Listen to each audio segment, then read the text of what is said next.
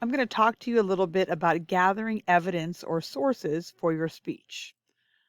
So, why do you need sources? Well, it strengthens your credibility as a speaker, and your credibility is one of the most important things that you have. If you lose credibility, everything else you say isn't going to matter. Also, no one is an expert on their topic, so you need to find some evidence or sources to back up what you're talking about.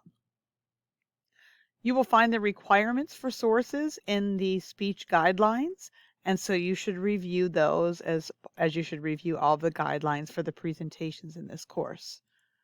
So where might you go about finding sources? Well, there's books. Those could be physical books, they could be online books, magazines, newspapers. You may do personal interviews. There's academic databases that are available to all HAC students, and you could do an internet search. So I'm going to break each one of these down and talk about each one of them just in a little more detail. So let's just call them print sources. So it is rare that I have students who use books, but it absolutely happens. I've had students do a topic about something that they're learning in another class, and they use their textbook. Great source for a speech. Sometimes you may have books at home, or maybe you really like something. It's a hobby of yours, and you have some books at home, and you want to use that. That's absolutely fine. Also, many former print sources are found through online searches. Now, this can get a little bit fuzzy. Give you an example. National Geographic is certainly a magazine that is published, but for most people, when they access it, they're going to go to the website. And there are going to be some limitations in what you can access if you don't have a subscription. So when this happens, if you find something that is also a print source, but you're using an online source, you are going to need to follow the requirements for doing an evaluation of your source. And I'll talk about this a little more in a minute, but there are some criteria you need to follow. So print sources, absolutely something that you could have. Maybe you have a newspaper, your family subscribes to something and there's an article in the local newspaper and you happen to get the newspaper delivered. Perfectly fine to use that kind of source. Interviews. What do I mean by interviews? Well, you may decide to use a personal interview as a source. Every now and again, I will have students ask me. In fact, they'll even ask, if maybe an informative speech is about a custom in a particular country, and your grandmother grew up with that, and they say, "Can I interview my grandma?" My question is always, is this person an expert on your topic? And if the answer to that is yes, then absolutely you should interview that person. I have here used the Wegmans cheese manager example. I had a student a number of years ago do an informative speech about how to create a cheese board.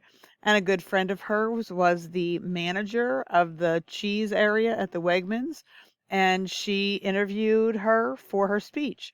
Well, there's a person that was absolutely knowledgeable about the topic she was speaking about, be considered an expert, and that was a fantastic source. So interviews are another way that you can find sources for your speech.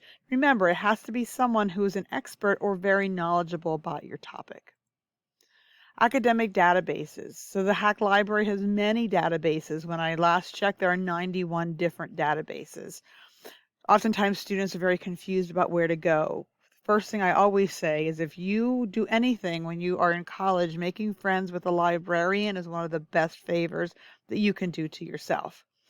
But some kind of general databases that I recommend: Academic Search Complete, Credo Reference, EBSCO, Gale eBooks, Newspaper Source, ProQuest Central.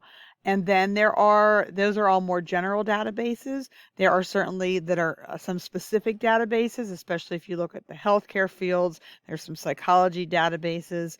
There are some very specific to the science databases. So there are general ones and there are specific ones. You just think about what your topic is and where you might find stuff. And in doubt, make an appointment with a librarian. And on that note, just use the librarian. Every HAC student has access to wonderful librarians and using them. If you go onto the HAC website, and I do, let's see, we can open this up. The library resources are under the Learning Commons. And my window is going to be a little bit small here, but if you follow that website, and again, this PowerPoint's going to be in D2L, so you can get to it. But right here, if you click on the Meet button, you could schedule a time, you can have a chat. There are various tutorials that you can use. So meeting with the librarian is something I absolutely recommend. All right, so let's get to this last one, the internet. I know that that's what most people are going to do, right? You're going to go on Google and you're going to just Google it. That's what I do when I have questions about anything. But it can get me in trouble sometimes. And so learning how to evaluate information on the internet is such a critical life skill, far beyond what is important for this course.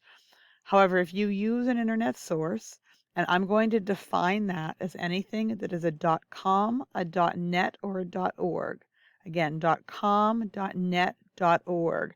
You're going to need to complete a source evaluation worksheet using the SIFT method. And there's more information here in this module about that SIFT method. So I'm not going to get into that now. But there's millions and millions of pieces of information on the internet. There's fantastic information you can find using a Google search, and there's a lot of crap you can find using a Google search. Doing that, the onus is going to be on you to evaluate that. Some of these other ones I reviewed, maybe not the interview, there is at least a layer of kind of gatekeeping that goes into play before that information gets published out there. Anybody can create a website and put it online.